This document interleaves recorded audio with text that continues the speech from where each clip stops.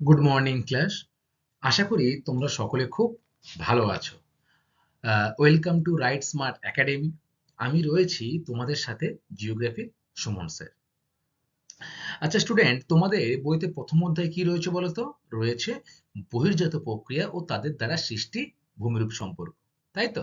আমরা কিন্তু বিগত কয়েকটা ক্লাসে এই বহির্জাত প্রক্রিয়া ও তাদের দ্বারা বিভিন্ন রকম যে ভূমিরূপ সৃষ্টি হয় সেটা সম্পর্কে জেনেছিলাম, তাই তো? বিভিন্ন রকম বহির্জাত প্রক্রিয়াগুলি রয়েছে, সেগুলি কি কি তোমরা বলো? Very good. নদীর কাজ, বায়ুর কাজ, হিমবাহর কাজ, নদীর জোয়ার ভাটা, এছাড়া সমুদ্র তরঙ্গ ইত্যাদি কিন্তু বহির্জাত প্রক্রিয়া, তাই না? এই পৃথিবীতে দুটি কিন্তু প্রক্রিয়া কাজ করে, এক বহির্জাত প্রক্রিয়া এবং অন্তর্জাত প্রক্রিয়া।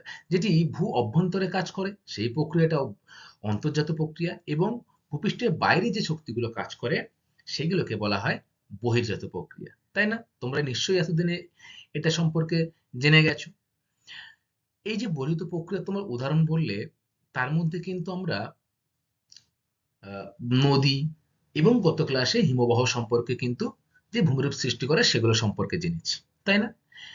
এবং ভূমিরূপ গঠনে বায়ুর যে ভূমিকা সেইটা নিয়ে কিন্তু আমরা আলোচনা সবেমাত্র শুরু করেছিলাম। সেখানে আমরা এই যে বায়ুর বিভিন্ন ধারণা, এছাড়া কোন অঞ্চলে বায়ু বেশি ভূমিরূপ পরিবর্তন করে সেই সব বিষয়গুলো কিন্তু আলোচনা করেছিলাম।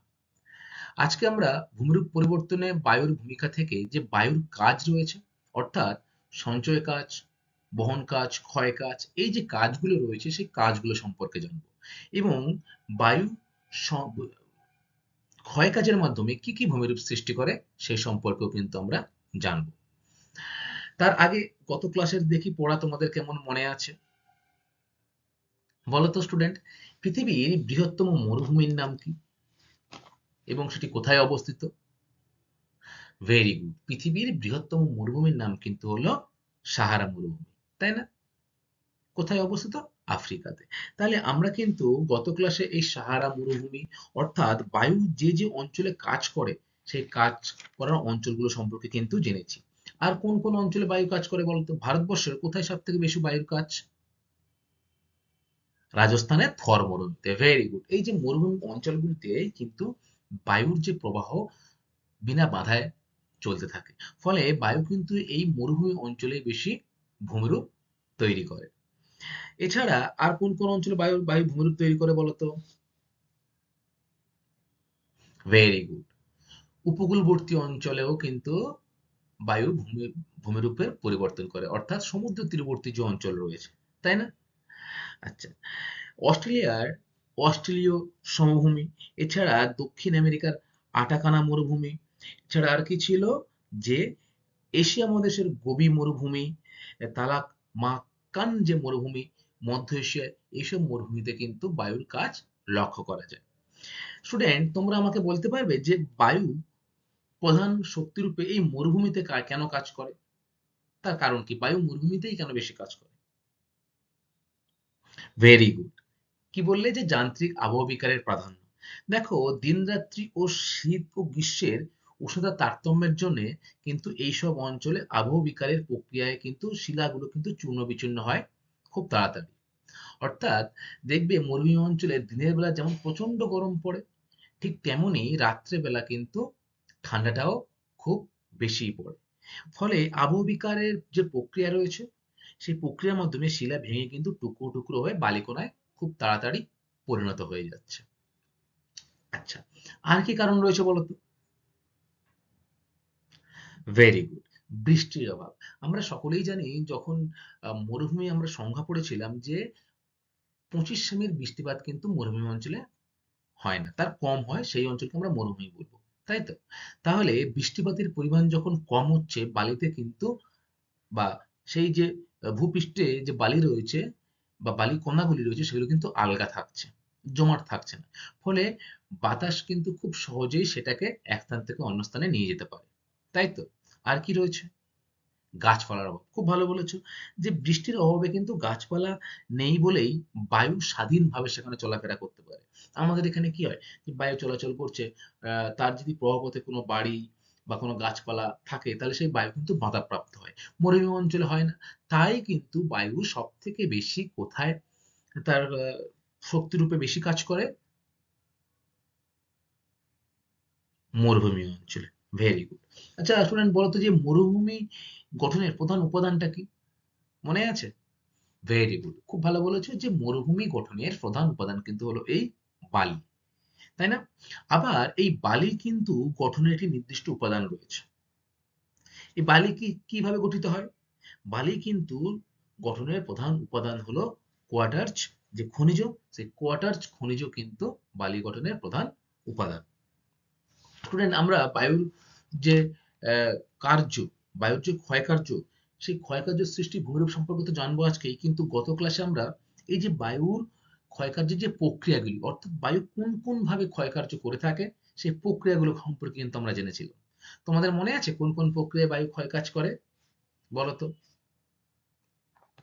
বাহ, অবঘর্ষ প্রক্রিয়া, তাই না? আর কি রয়েছে? ঘর্ষণ ক্ষয়, অবঘর্ষণ প্রক্রিয়া, আর রয়েছে কিন্তু অপবাহন প্রক্রিয়া। এই তিনটি প্রক্রিয়ার দ্বারাই কিন্তু বায়ু মূলত তার ক্ষয় কাজটার প্রক্রিয়া চালিয়ে যায়। স্টুডেন্ট, আমরা কিন্তু হিমবাহ সম্পর্কে জেনেছিলাম গত ক্লাসে, তার আগের ক্লাসে, তাই না? দেখি তোমাদের হিমবাহ চ্যাপ্টার থেকে কেমন পড়া মনে আছে। বলতো, পৃথিবীর বৃহত্তম মহাদেশীয় হিমবাহটির নাম কি? মনে আছে? বলো। ভেরি গুড, ল্যামবার্ট হিমবাহ। দেখো, হিমবাহ যখন আমরা শ্রেণীবিভাগ করেছিলাম তখন আমরা কি দেখেছিলাম যে মহাদেশীয় হিমবাহ, আর কি দেখেছিলাম? তারপরে পাদদেশীয় হিমবাহ আর উপত্যকা হিমবাহ। যদি পরীক্ষায় আসে সব থেকে বৃহত্তম মহাদেশীয় হিমবাহের নাম কি, তখন কিন্তু তোমাদের উত্তর হবে ল্যামবার্ট হিমবাহ। আবার যদি বলে পৃথিবীর বৃহত্তম উপত্যকা হিমবাহের নাম কি, তখন কিন্তু হবে আলাস্কার হুবার্ট। খুব ভালো করে এগুলো মনে রাখবে, এই শর্ট প্রশ্নই এগুলো কিন্তু পরীক্ষায় আসে। খুব ভালো করে তোমরা মনে রাখবে। ভারতের কিন্তু একটি বিখ্যাত আহ, এরকম হিমবাহ রয়েছে, যেটি ভারতের মধ্যে বৃহত্তম। তার নাম কি জানো? বলো। ভেরি গুড, সিয়াচেন কিন্তু হলো ভারতের বৃহত্তম হিমবাহ। স্টুডেন্ট, যদি হিমবাহ 100%, টোটাল হিমবাহ যদি আমরা 100% ধরি, তার 99% কিন্তু দুটি স্থানে রয়েছে। কোন কোন স্থানে বলো তো? বলো। ভেরি গুড, আন্টার্কটিকা এবং গ্রিনল্যান্ড। দেখো, আন্টার্কটিকায় কিন্তু 90% যে হিমবাহ সেটি কিন্তু আন্টার্কটিকায় রয়েছে, এবং বাকি 9% হলো কিন্তু কোথায় রয়েছে? গ্রিনল্যান্ডে। এবং বাকি 1% কিন্তু সমগ্র পৃথিবীতে, যেখানে উচ্চ অক্ষাংশ পার্বত্য অঞ্চল, যেমন হিমালয়, রকি, আন্দিজ, এই পার্বত্য অঞ্চলে কিন্তু হিমবাহগুলো আমরা লক্ষ্য করতে পারি, তাই তো? আচ্ছা, হিমবাহের যে ক্ষয় কাজ, সেই ক্ষয় কাজের ফলে কোন কোন ভূমিরূপ সৃষ্টি করে বলতো? ভেরি গুড, করি বা সার, তারপরে এরিটি, পিরামিড চূড়া, তাই না? তারপরে হিমশিড়ি, আর কি করে? ঝুলন্ত উপত্যকা, তারপরে রসে মোতানে, এই যে ভূমিরূপগুলি কিন্তু হিমবাহের ক্ষয় কাজের ফলে সৃষ্টি হয়। যদি বলে হিমবাহের সঞ্চয় কাজের ফলে কি কি ভূমিরূপ সৃষ্টি হয়? বাহ, খুব ভালো বলেছো যে গ্রাবরেখা আর কিন্তু হলো ড্রামলিন, তাই না? ড্রামলিনটা দেখতে কেমন বলতো স্টুডেন্ট?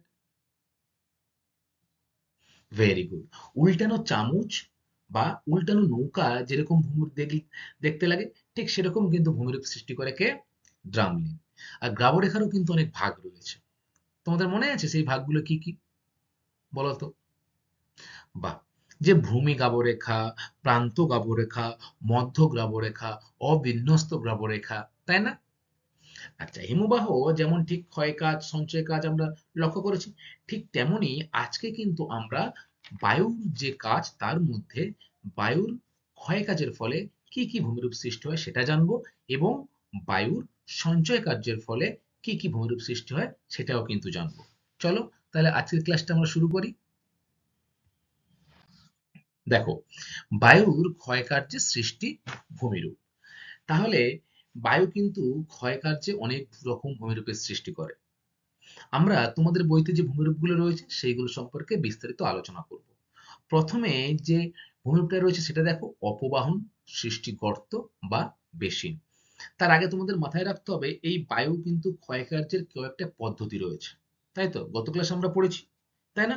অবঘর্ষ পদ্ধতি, তারপরে ঘর্ষণ পদ্ধতি, আর কি ছিল? অপবাহন পদ্ধতি। দেখো সেই অপবাহন পদ্ধতির মধ্যেই কিন্তু প্রথম যে ভূমিরূপটা সেটির সৃষ্টি হয় কি, যে গর্ত বা বেসিন। প্রবল বায়ুপ্রবাহে বালিস্তর অপসারিত হয়ে কোনো কোনো স্থানে গর্ত বা অবনমিত অঞ্চল সৃষ্টি হয়। একেই অববাহন সৃষ্ট গর্ত বা ব্লো আউট বলা হয়। তাহলে কি, যদি মরুভূমি অঞ্চলে ক্রমাগত জোরে বাতাস বয় তাহলে কিন্তু দেখবে এক স্থানের বালি কিন্তু উড়ে গিয়ে অন্য স্থানে সঞ্চিত হচ্ছে, হয়তো। তাহলে যে স্থান থেকে বালিটা কিন্তু উড়ে যাচ্ছে, ফলে সেখানে কি সৃষ্টি হচ্ছে? গর্ত সৃষ্টি হচ্ছে না, ফলে সেই জায়গাটা কিন্তু অবনমিত হচ্ছে, নিচু হচ্ছে। একেই কিন্তু আমরা কি বলবো? অপবাহন সৃষ্ট গর্ত বা ব্লো আউট। অনেক সময় বালি অপসারিত হয়ে জলপিট ভূপৃষ্ঠে উন্মুক্ত হয়ে যায়। অনেক সময় ভূগর্ভস্থ নিচে যে জল থাকে সেই বালি কিন্তু ক্রমশ উড়ে যাওয়ার ফলে যে বড় গর্তের সৃষ্টি হয়, সেই গর্ত থেকে কিন্তু জলপিট অর্থাৎ জলের স্তর কিন্তু লক্ষ্য করা যায়। ঠিক আছে? এই সকল স্থানে জল জমে লবণাক্ত হ্রদের কিন্তু সৃষ্টি হয়। যেহেতু মরুভূমি বালিময় অঞ্চল, ফলে সেখানে কিন্তু লবণাক্ত হ্রদের সৃষ্টি হয়। সেই জন্য কিন্তু বলা হয়েছে যে অপবাহন সৃষ্টি গর্ত বা বেসিন। তোমাদের বাড়িতে অনেকের বেসিন রয়েছে, দেখতে কেমন? চারিদিকটা গোল, মাঝখানটা নিচু, তো দেখো এরকম না? এই যে ছবিটা রয়েছে, বেসিন। এবং এই বেসিন বায়ুর কিন্তু দ্বারাই কিন্তু সৃষ্টি হচ্ছে। ফলে এইখানে যে বালিস্তর সেটি কিন্তু এখান থেকে বায়ুর দ্বারা এক স্থান থেকে অন্য স্থানে চলে গিয়ে এখানে গর্ত সৃষ্টি হচ্ছে, এবং যে জল উন্মুক্ত হচ্ছে সেখানে লবণাক্ত হ্রদের সৃষ্টি হচ্ছে। এই যে প্রক্রিয়াটা, এটাই কিন্তু অপবাহন প্রক্রিয়া, তাই না? আচ্ছা, এবার আমরা আসবো উদাহরণ সম্পর্কে। মিশরের কাতার কাতারা সরি মিশরের কাতারা পৃথিবীর বৃহত্তম অপবাহন সৃষ্ট হ্রদ। তো তোমরা মনে রাখবে যে পৃথিবীর বৃহত্তম অপবাহন সৃষ্ট হ্রদের নাম কি? কাতারা। Very good. ভারতেরও কিন্তু থর মরুভূমি রয়েছে, সেই অঞ্চলে এরকম হ্রদ লক্ষ্য করা যায়, যাকে কিন্তু স্থানীয় ভাষায় কি বলা হয় বলতো? ধান। তাহলে ভেরি ইম্পর্টেন্ট যে প্রশ্ন সেটা হচ্ছে যে বায়ুর ক্ষয়কার্যে সৃষ্ট ভূমিরূপ, ভারতের যে থর মরুভূমি রয়েছে, সেই থর মরুভূমিতে এক ধরনের হ্রদ লক্ষ্য করা যায়, তাকে স্থানীয় ভাষায় কি বলা হয়? কি হবে উত্তর? ধান। খুব ভালো করে কিন্তু মনে রাখবে যে ধান বলে। এগুলো কিন্তু লবণাক্ত হ্রদ। দেখো এই যে হ্রদ উন্মুক্ত হয়েছে, আর পাশে যে অঞ্চল দেখো বালির স্তূপ কিন্তু সৃষ্টি হয়েছে, এগুলোকে আমরা কি বলবো? বালিয়াড়ি। এই যে বায়ু যেহেতু এইদিকে প্রবাহ হচ্ছে, তাই এখানকার বালিগুলো এখানে এসে সঞ্চিত হচ্ছে, এবং নিচে আমরা জানি ভৌমজল রয়েছে, সেই স্তরটা এখানে উন্মুক্ত হয়েই কিন্তু হ্রদের সৃষ্টি হয়েছে। আশা করি তোমরা বুঝতে পেরেছো। এরপরে ২ নম্বর কি রয়েছে দেখো, গৌড় বা গাড়া। খুব ইম্পর্টেন্ট। প্রথমে তোমরা মনে রাখবে এই গৌড় কিন্তু দেখতে অনেকটা ব্যাঙের ছাতার ন্যায় আকৃতি। ঠিক আছে? তাহলে গৌড় দেখতে কেমন? ব্যাঙের ছাতার ন্যায়। পরীক্ষায় এরকম শর্ট প্রশ্ন আসবে যে বায়ুর ক্ষয়কার্যে সৃষ্টি গৌড় দেখতে কেমন? তোমাদের উত্তর কি হবে? ব্যাঙের ছাতার ন্যায়। দেখো, মরুভূমিতে কঠিন ও কোমল শিলা দ্বারা পর্যায়ক্রমে আনুভূমিকভাবে গঠিত বৃহৎ যে প্রস্তরখণ্ড বিভিন্ন ঋতুতে বিভিন্নমুখী বায়ুর দ্বারা কিন্তু ক্ষয়প্রাপ্ত হয়। যেহেতু নিচের কোমল শিলা থাকে, কিন্তু কোমল শিলা বেশি ক্ষয় হয়, এবং উপরে কি হয়? ক্ষয় কম করে, কারণ উপরে কিন্তু থাকে কঠিন শিলা, এবং দেখতে অনেকটা ব্যাঙের ছাতার মতো আকৃতি বিশিষ্ট হয়। একেই সাহারায় কিন্তু কি বলা হয়? গৌড় বা গাড়া। জার্মানিতে কি বলা হয়? ফিচফেলসেন। তাহলে গৌড় কি? স্থানীয় ভাষায় সাহারাতে কিন্তু ব্যাঙের ছাতা মতো দেখতে যে আকৃতি বিশিষ্ট। এবং এরকম আকৃতি কেন হয় বলতো? এই যে তোমরা ছবি দেখো, এরকম আকৃতি কেন হয়? দেখো এই যে জিনিসটা, এটি কিন্তু কোমল শিলায় গঠিত, আর এটা কিন্তু কঠিন শিলা। বায়ু যখন প্রবাহ পথে এই কোমল শিলাকে বেশি ক্ষয় করছে, আর এই কঠিন শিলাকে কিন্তু ক্ষয় কম করছে। তাই দেখতে ভূমিরূপটা অনেকটা ব্যাঙের ছাতার মতো হয়ে যাচ্ছে। ফলে সাহারায় কিন্তু একে কি নামে ডাকা হয়? গৌড় বা গাঢ়। এই ভূমিরূপকে মাশরুম রক ও পেডেস্টাল রক বলেও কিন্তু অভিহিত করা হয়। দেখো মাশরুমের মতো দেখতে না, তাই একে কিন্তু বলা হয় মাশরুম রক। মনে থাকবে তাহলে যে গৌড় বা গাঢ়া কি। আচ্ছা, উদাহরণ কি? সাহারা মরুভূমি, মেক্সিকো মরুভূমি, ইরান মরুভূমি এবং ভারতের থর মরুভূমিতেও কিন্তু এরকম গৌর লক্ষ্য করা যায়। আশা করি তোমরা বুঝতে পেরেছো গৌর কিভাবে সৃষ্টি হচ্ছে। আচ্ছা, এরপরে দেখো রয়েছে 3 নাম্বার জুগ্যান। এই জুগ্যান কি? মরু ও মরুপ্রায় অঞ্চলে কঠিন ও কোমল শিলা পর্যায়ক্রমে আনুভূমিক অবস্থান করে, আনুভূমিকভাবে। আগেরটা আমরা কি পড়েছিলাম যে গৌড়ে উল্লম্বভাবে অবস্থান করছে কঠিন শিলা ও কোমল শিলা। দেখো এরকম ভাবে যদি আনুভূমিক মানে ধরো এরকম নিচু এরকম হবে, ভূস্তরে এরকম মরুভূমিতে এরকম আণবিকভাবে অবস্থান করছে শিলা। এই শিলাস্তরের ফাটল, চ্যুতিরেখা, জোড়, স্তরায়ন প্রভৃতি দুর্বল স্থানগুলি অবঘর্ষ পদ্ধতিতে কিন্তু ক্ষয় হচ্ছে। আর তাহলে এই অবঘর্ষ পদ্ধতি কি তোমাদের মনে আছে নিশ্চয়ই? মরু অঞ্চলে বালির সাথে যখন বায়ুর সাথে যখন বালি বা তোমার প্রস্তরখণ্ড শিলাস্তরের উপরে আছড়ে পড়ে এবং কাটা কাটা দাগ সৃষ্টি হয়, গভীর ক্ষত সৃষ্টি হয়, তখন সেই যে প্রক্রিয়াটা তাকে আমরা কি বলবো?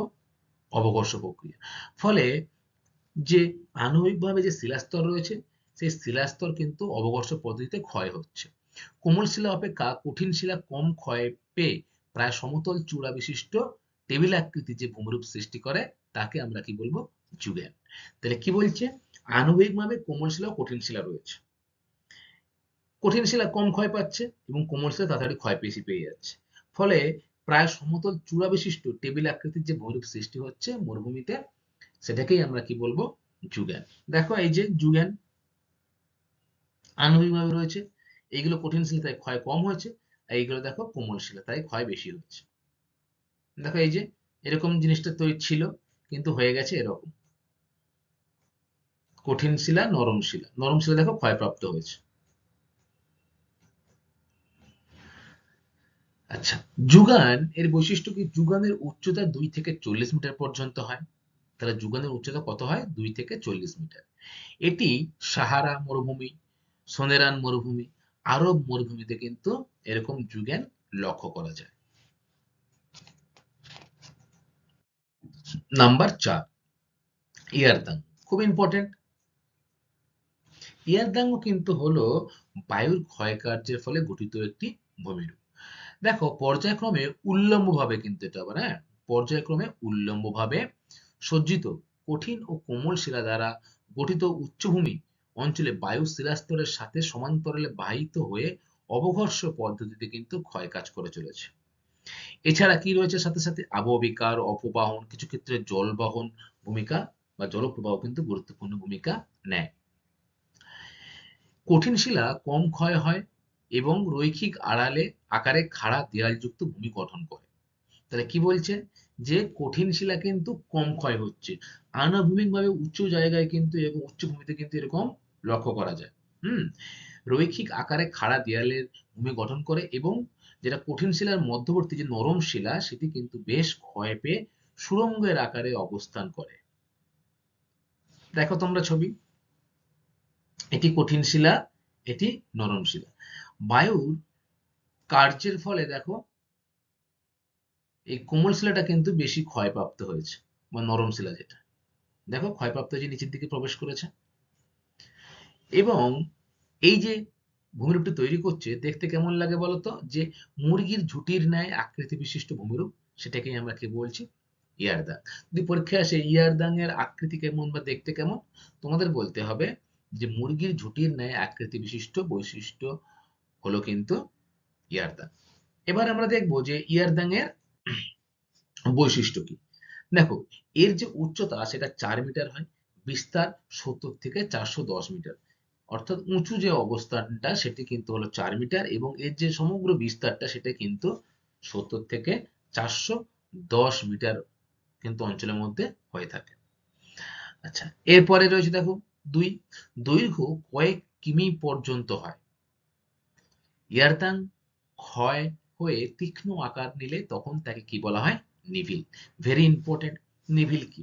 যখন এই ইয়ারদাং গুলো বেশি করে ক্ষয়প্রাপ্ত হবে তখন যে ভূমিরূপ সৃষ্টি হবে তাকে আমরা কি বলবো? নিভিল। দেখো অসংখ্য ইয়ারদাং সৃষ্টি হয়েছে এখানে, মুরগির যেরকম মাথায় থাকে না ঝুঁটি, সেরকম দেখো এই একটা অসংখ্য ইয়ারদাং কিন্তু সৃষ্টি হয়েছে।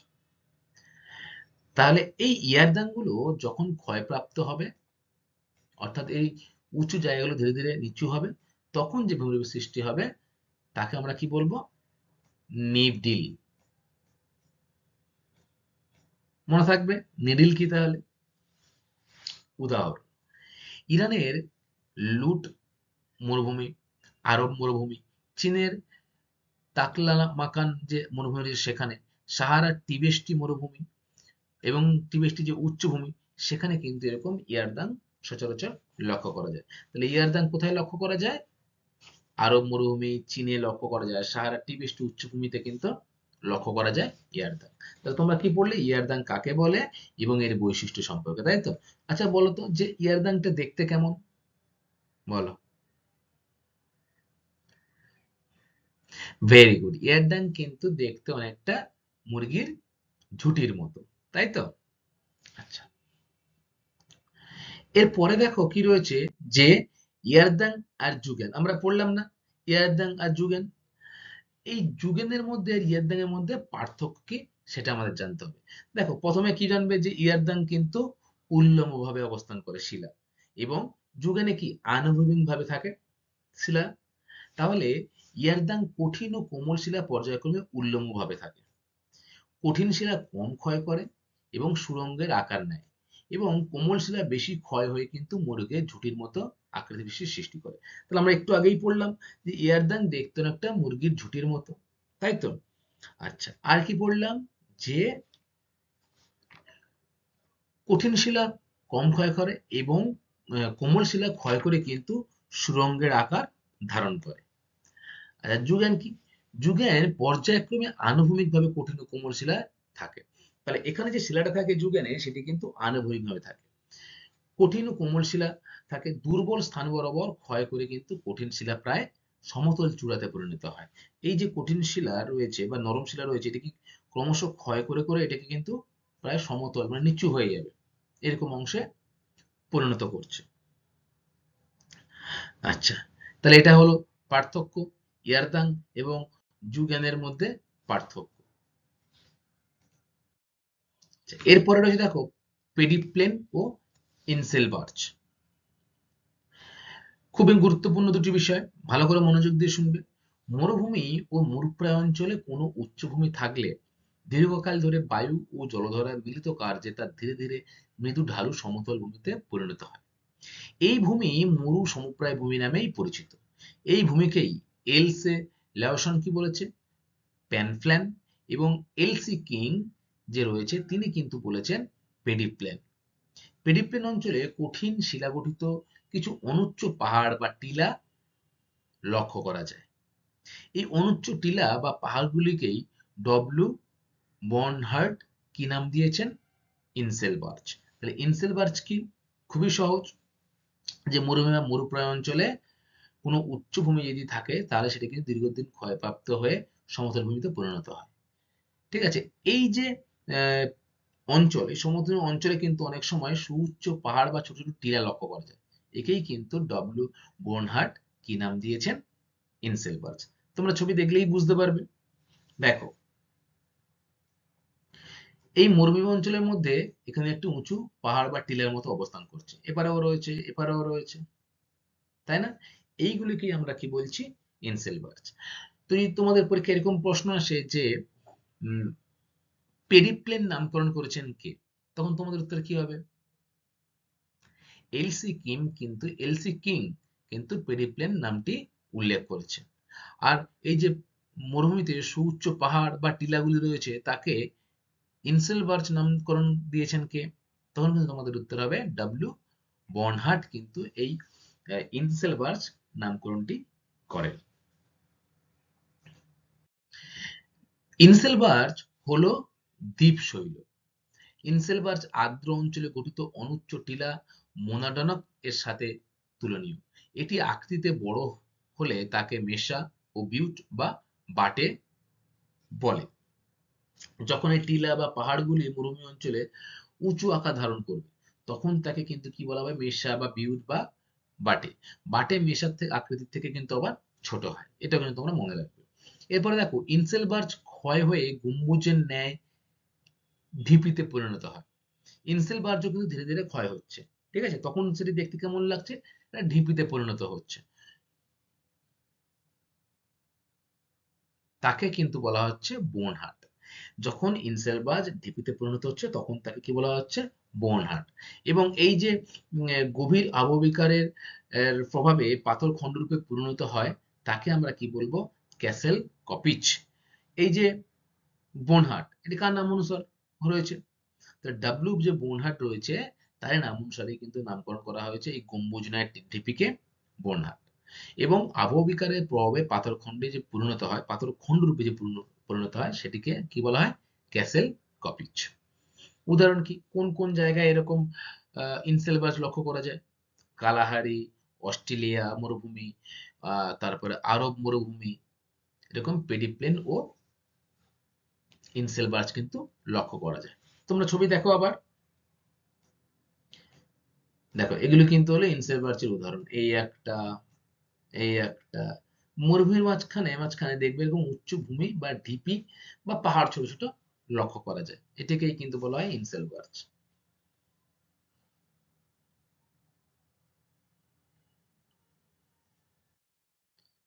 আচ্ছা, এইবারে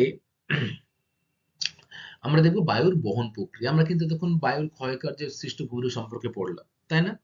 বলতো, এই যে ক্ষয়কার্যের সৃষ্টি ভূমিরূপগুলির নাম কি কি, আমরা যে এতক্ষণ ধরে যে বিষয়গুলো পড়লাম কি কি বলো? 1 নম্বর কি? ভেরি গুড, অপবাহন সৃষ্টি গর্ত বা বেসিন, তাই না? 2 নম্বর কি?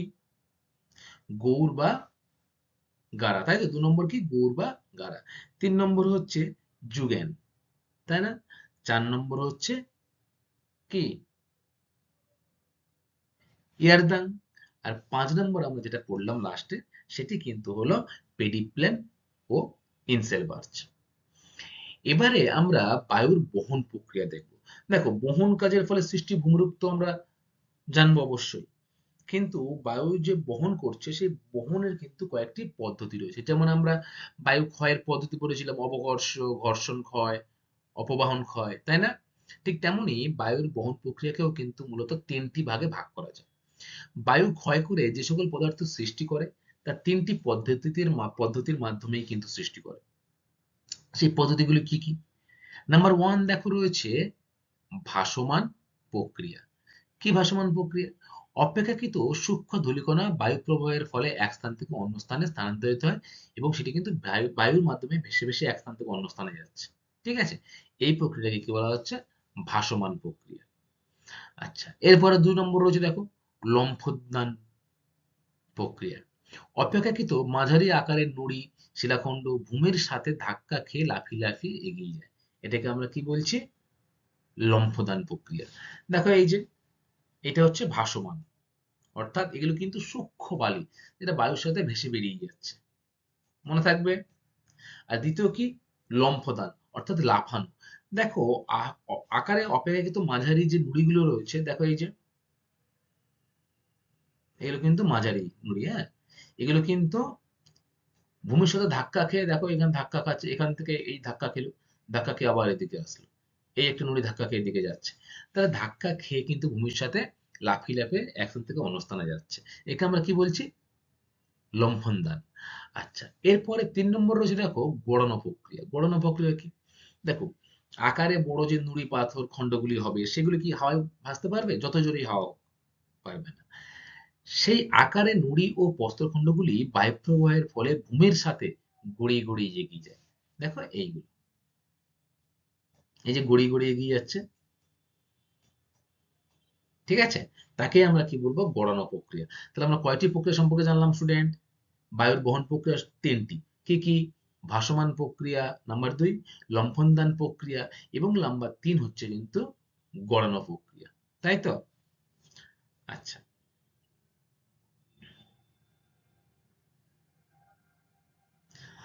স্টুডেন্ট, এরপরে আমরা দেখবো যে বায়ুর সঞ্চয় কার্যে সৃষ্ট ভূমিরূপ সম্পর্কে। বায়ুর সঞ্চয় কার্যে ভূমিরূপ আমরা জানবো। প্রথমে যে ভূমিরূপটি রয়েছে সেটির নাম কিন্তু হলো বালিয়াড়ি, এবং আরো একটি ভূমিরূপ রয়েছে বায়ুর সঞ্চয় কার্যের ফলে সৃষ্টি হয়, সেটি কিন্তু হলো কি বলতো? লোয়েস। তাহলে বায়ুর সঞ্চয় কার্যের সৃষ্টি ভূমিরূপ কি কি? নাম্বার 1 বালিয়াড়ি এবং নাম্বার 2 হচ্ছে কিন্তু লোয়েস। আমরা প্রথমে বালিয়াড়ি সম্পর্কে জানবো। দেখো, বায়ু সঞ্চয় কার্যের সবথেকে গুরুত্বপূর্ণ ভূমিরূপ হলো কিন্তু বালিয়াড়ি। এটি হলো বালির স্তূপ। তোমরা দীঘা বা পুরী বা বকখালি ঘুরতে গেছো? অনেকেই গেছো, তাই না? তোমরা সমুদ্রের নিশ্চয়ই নেমেছো। সমুদ্রের ঠিক আগে পাড়ে দেখবে যে উঁচু বালির স্তূপ লক্ষ্য করা যায়। সেই বালির স্তূপগুলো কি? সেই বালির স্তূপগুলোই কিন্তু হলো বালিয়াড়ি। ঠিক আছে? এছাড়া আরো কিন্তু এই বালি সমুদ্রের যে তীরে যে হাওয়া থাকে সেই হাওয়া কিন্তু অবাধ হাওয়া। সমুদ্রের তীর থেকে কিন্তু স্থলভাগের দিকে আসে। সেই হাওয়ার ফলে যে এর বালিগুলো রয়েছে, বালিকণাগুলি, সেগুলি কিন্তু হাওয়ার মাধ্যমে উড়ে এসে অনেক দূরে গিয়ে কিন্তু সঞ্চিত হয়েও কিন্তু ভূমিরূপ সৃষ্টি করে। হুম? তাহলে কি বলছে? যে বায়ুর সঞ্চয় কাজের প্রধান যে ভূমিরূপ সেটি কিন্তু হলো বালিয়াড়ি। এটি হলো বালির স্তূপ, ঝোপঝাড়, উচ্চভূমি, যেখানেই বায়ু বাধা পায় সেখানেই বায়ু কিন্তু সঞ্চয় ঘটিয়ে বালিয়াড়ি তৈরি করে। অর্থাৎ সমুদ্রের তীর থেকে যখন আমি বালিগুলোকে হাওয়ায় উড়িয়ে নিয়ে যাচ্ছি, যেখানেই বাধা পাবে সেখানেই কিন্তু বালিগুলো পড়ে সে কি করবে? বালিয়াড়ির সৃষ্টি করবে। মরুভূমি ছাড়াও মরুপ্রায় অঞ্চল এবং উপকূল ও হ্রদ অঞ্চলে বালিয়াড়ি লক্ষ্য করা যায়। উপকূল মানে সমুদ্র তীরবর্তী অঞ্চল, যেটা আমি তোমাদের এক্ষুনি বলছিলাম, দীঘা, পুরী, তারপরে বকখালি, এই যে জায়গাগুলোতে কিন্তু দেখবে আমাদের পশ্চিমবঙ্গে অনেক বালিয়াড়ি লক্ষ্য করা যায়। দীঘাতে কিন্তু প্রচুর লক্ষ্য করা যায়। আচ্ছা, এরপরে দেখো রয়েছে, জেনে রেখো, রাফাল আলগার ব্যাগনল্ড একজন বিজ্ঞানী ছিলেন। তিনি ব্রিটিশ আর্মির ব্রিগেডিয়ার ব্যানল্যান্ড দ্বিতীয় বিশ্বযুদ্ধের সময় সাহারা মরুভূমির বালিয়াড়ি সম্পর্কে বিশদে গবেষণা করেছিলেন। তাহলে কি, কে তিনি? যে একজন আর্মির ব্রিগেডিয়ার। তিনি কি করেছিলেন? যে সাহারার মরুভূমি যে রয়েছে, যেখানে প্রচুর বালিয়াড়ি লক্ষ্য করা যায়, সেই অঞ্চলে কিন্তু বালিয়াড়ি সম্পর্কে কি করেছিলেন? গবেষণা শুরু করেছিলেন। এবং তার বিষয়ে যে পুস্তক the physics of blow sand and desert dunes, এই যে বইটা, এই বইটা কিন্তু প্রকাশিত হয় 1941-এ এবং বইটি কিন্তু আজও সমান জনপ্রিয়। ঠিক আছে? 1941 সালে বইটি প্রকাশ করার পর আজও কিন্তু এই বইটা সমান জনপ্রিয়। নাসা মঙ্গল গ্রহের যে বালিয়াড়ি বিশ্লেষণ, এই বইটির সর্বাধিক সাহায্য নেওয়া হয়েছে। তাহলে নাসাতে যে মঙ্গলযান হয়, সেই মঙ্গলে কিন্তু বালির স্তূপ লক্ষ্য করা যায়। তাহলে কি, এই বইয়ের সাহায্যে কিন্তু সেটাকে ব্যাখ্যা দেওয়ার চেষ্টা করা হয়েছিল। তাহলে তোমরা কি মনে রাখবে? যে বালিয়াড়ি সম্পর্কে বিখ্যাত যে বই the physics of blown sand and desert dunes, এই বইটি কিন্তু কে লেখেন? ব্রিটিশ আর্মির ব্রিগেড জেনারেল কে? ব্যানলন্ড। ঠিক আছে? এবং কত সালে বইটি প্রকাশিত হয়? 1941-এ। আচ্ছা, এবারে এই যে ব্যানলন্ড, এই ব্যানলন্ড কিন্তু বালিয়াড়িকে কিন্তু শ্রেণী বিভাগ করেছিলেন। ব্যানলন্ড মূলত বালিয়াড়িকে প্রধান দুটি ভাগে ভাগ করেছিলেন। ব্যানলন্ড কে ছিলেন? একজন বিশারদ ছিলেন, মরুভূমি বিশারদ। তিনি বালিয়াড়িকে দুটি ভাগে ভাগ করলেন। এক কি? তির্যক বালিয়াড়ি বা বারখান। তাহলে নাম্বার 1 কি? তির্যক বালিয়াড়ি বা বারখান। এবং নাম্বার 2 হলো অনুদৈর্ঘ্য বা সিপ বালিয়াড়ি। ঠিক আছে? আমরা প্রথমে তির্যক বালিয়াড়ি সম্পর্কে পড়বো। দেখো, বায়ু প্রবাহ পথে, মানে বায়ুর যে প্রবাহ পথে, সেখানে যদি আড়াআড়ি ভাবে অর্ধচন্দ্রাকার যে বালিয়াড়িগুলো সৃষ্টি হয়, তাকেই আমরা কি বলবো? বারখান। মরুভূমির যে অঞ্চলে বায়ু একমুখী সেখানে বারখান গঠিত হয়। অর্থাৎ বায়ু কিন্তু সবসময় একমুখী। মরুভূমিতে সেই স্থানে বায়ু কিন্তু সবসময় একই দিকে প্রবাহিত হচ্ছে, সেই অঞ্চলে কিন্তু কি লক্ষ্য করা যায়? এরকম তির্যক বালিয়াড়ি বা বারখান। তাহলে বারখান কাকে বলবো? যে অর্ধচন্দ্রাকার বালিয়াড়ি অবস্থান করে, তাকেই আমরা বলবো কি? বারখান। দেখো, এই যে এরকম ভাবে কিন্তু তির্যক ভাবে অবস্থান করছে বালিয়াড়িগুলো।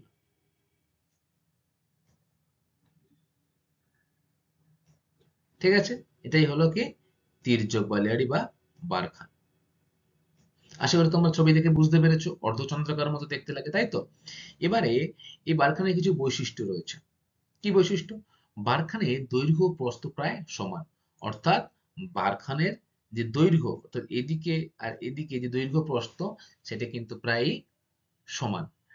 2 নম্বর, এর সম্মুখ অংশ উত্তল ও পিছনের ভাগ অবতল। এর সামনের অংশটা কি হয়? উত্তল, দেখো উঁচু, এবং পিছনের যে অংশটা সেটি কিন্তু অবতল হয়। তাহলে তোমরা মনে রাখবে বালিয়াড়ি যে বারখান, সেই তির্যক বারখান বা তির্যক বালিয়াড়ি বা বারখান কিন্তু দৈর্ঘ্য প্রস্থ সমান হয়। নাম্বার 2, সম্মুখটা কিন্তু উত্তল হয় এবং পিছনের দিকটা কিন্তু কি হয়? অবতল হয়। বারখান ক্ষুদ্র ও বৃহৎ উভয় আকারই হতে পারে। তাহলে এই যে বারখানগুলো রয়েছে, বারখান কিন্তু ক্ষুদ্র হতে পারে, আবার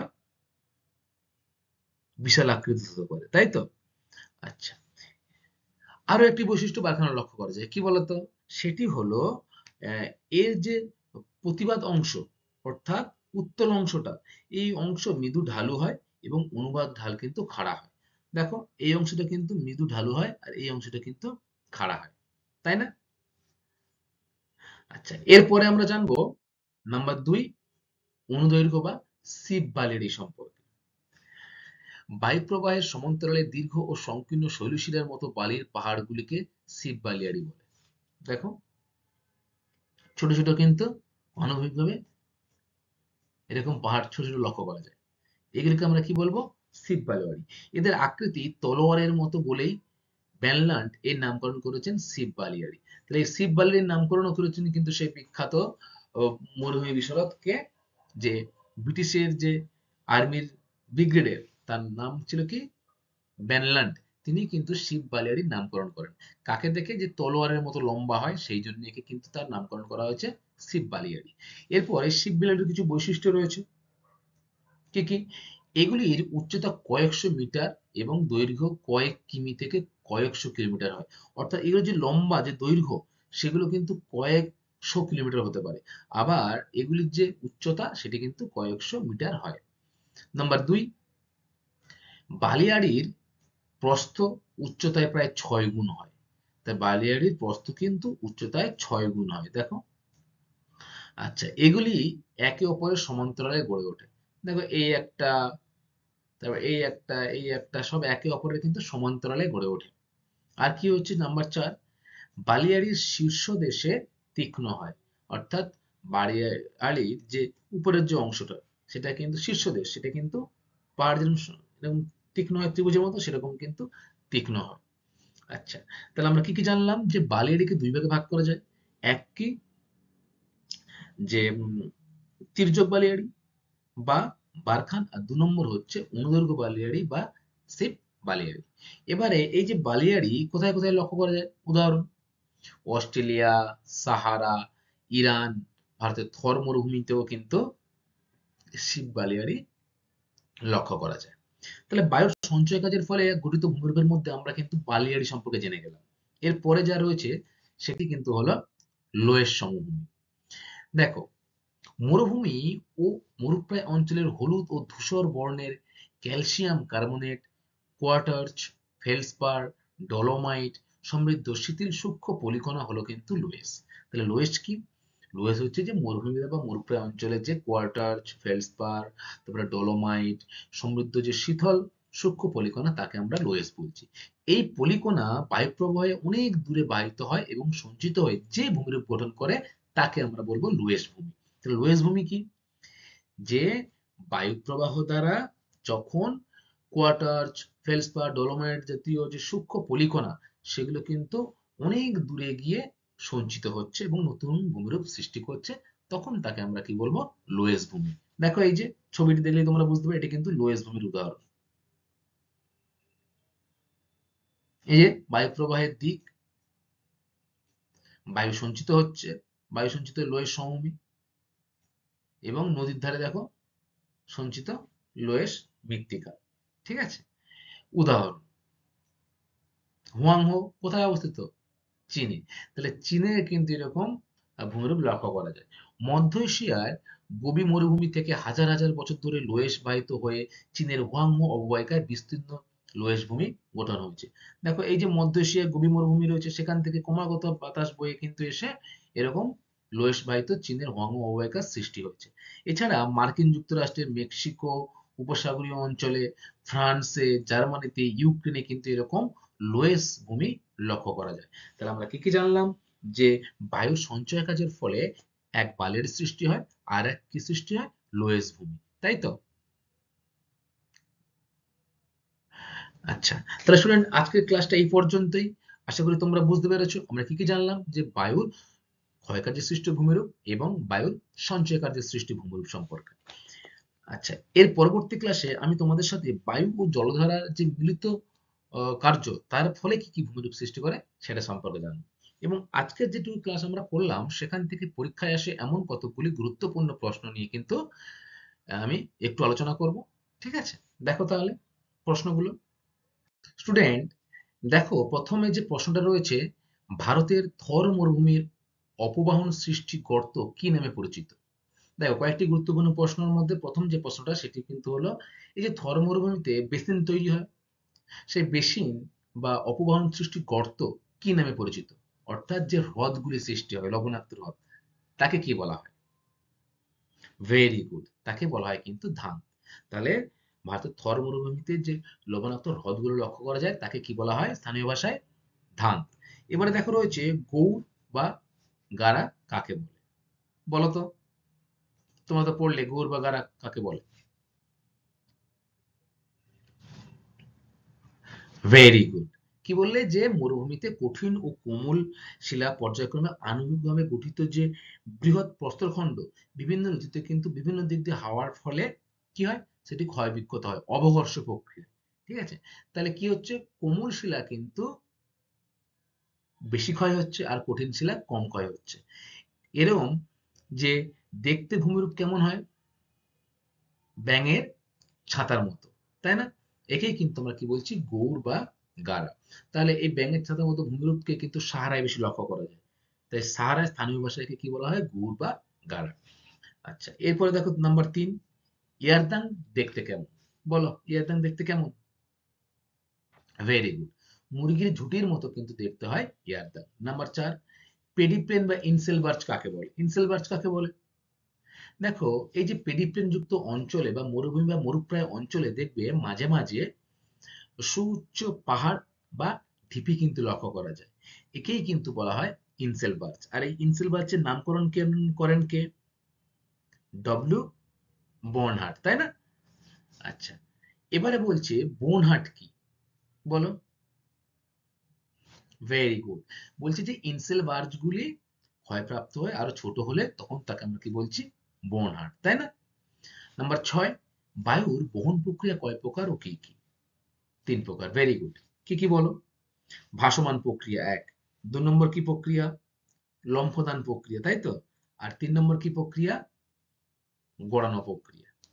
আচ্ছা, এরপরে নাম্বার 7, বায়ুর সঞ্চয়কারী সৃষ্টি ভূমিরূপগুলো কি কি?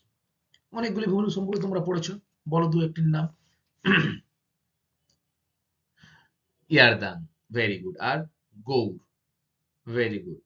আর কি, ইনসেলবার্চ, তাই না? জুগেন, তারপরে তারপরে বেসিন বা অপবহন সৃষ্টি গর্ত। আচ্ছা, এবারে বলছে 8 নম্বর প্রশ্ন, বায়ুর সঞ্চয় কাজে সৃষ্টি ভূমিরূপগুলি কি কি? কি কি বলো, কি কি ভূমিরূপ সৃষ্টি হয়? বালিয়াড়ি, ভেরি গুড। 2 নম্বর লোয়েস ভূমি। আচ্ছা, এই বালিয়াড়ি কিন্তু আবার দুভাগে ভাগ করা যায়, কি কি বলতো? তির্যক বালিয়াড়ি আর অনুদৈর্ঘ্য বালিয়াড়ি বা সিপ বালিয়াড়ি, তাই তো? ঠিক আছে স্টুডেন্ট, আজকের জন্য সকলকে অসংখ্য ধন্যবাদ ক্লাসটি মনোযোগ দিয়ে শোনার জন্য। এর পরবর্তী ক্লাসে আমি তোমাদের সাথে কি আলোচনা করব বলতো, যে বায়ু ও জলধারার মিলিত যে কার্য এবং ভূমিরূপ সে সম্পর্কে আলোচনা করব। ঠিক আছে, থ্যাংক ইউ ক্লাস।